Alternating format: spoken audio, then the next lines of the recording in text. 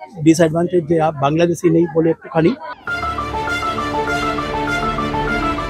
অন্যান্য বার ঈদের আগে কলকাতায় ব্যাগ ভরে মার্কেটিং করত বাংলাদেশি ক্রেতারা, আর তাতে পকেট ভারী হতো কলকাতা নিউ মার্কেট সহ অন্যান্য বিপণী বিতানের ব্যবসায়ীদের।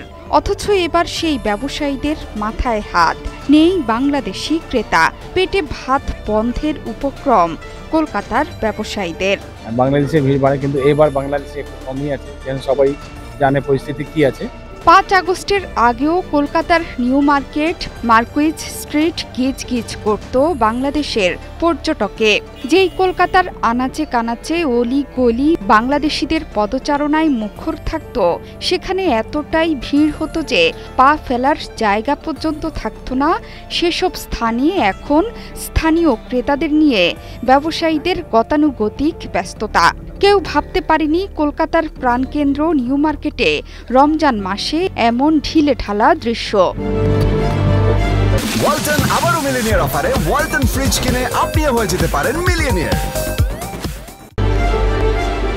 কলকাতায় সাধারণত রোজার মাসে মুসলিম ধর্মাবলম্বীদের কেনাকাটার ধুম পড়ত।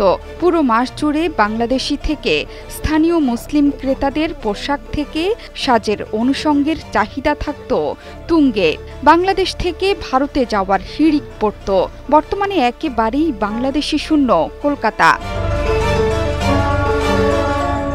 ৫ আগস্ট বাংলাদেশে শেখ হাসিনা সরকারের পতনের পর রাজনৈতিক এবং কূটনৈতিক কারণে এবারই প্রথম রোজার ঈদে কলকাতার নিউ মার্কেট এলাকার বাজারে নেই বাংলাদেশি ক্রেতারা।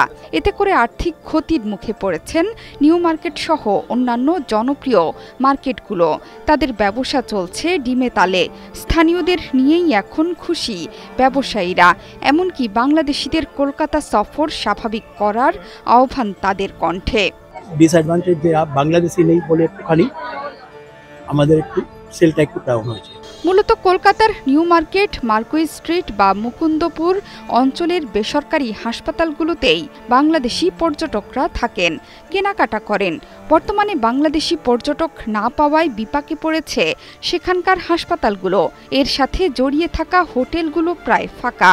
ওখানে হাসপাতালগুলোকে কেন্দ্র করে গড়ে উঠেছে এক বিরাট পরিষেবা শিল্প।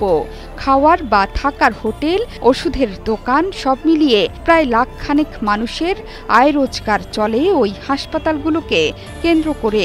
যদিও ভারতের হাইকমিশনগুলো মেডিকেল ভিসা দিচ্ছে, তা সত্ত্বেও আগের তুলনায় বিপুল হারে কমে গেছে রোগীর সংখ্যা। শেখ হাসিনার সরকারের পতনের পর বাংলাদেশিদের ভিসা বন্ধ করেছে ভারত। জটিল চিকিৎসা ও পড়াশোনার ভিসা ছাড়া এখনও পর্যটক ভিসা দেয়া চালু করেনি ভারত। ফলে লাখ লাখ বাংলাদেশি পর্যটক হারিয়ে নিজেরাই বিপাকে পড়েছে ভারত। অন্যদিকে বাংলাদেশিদের পছন্দের শীর্ষে জায়গা করে নিয়েছে পাকিস্তানি পোশাক থেকে সাজের অনুষঙ্গ। পাকিস্তানের সাথে বেড়েছে বাংলাদেশের বাণিজ্য, যা নিয়ে রীতিমতো ক্ষুব্ধ ভারত। জোহরা চৌধুরী সেতু, ৭১।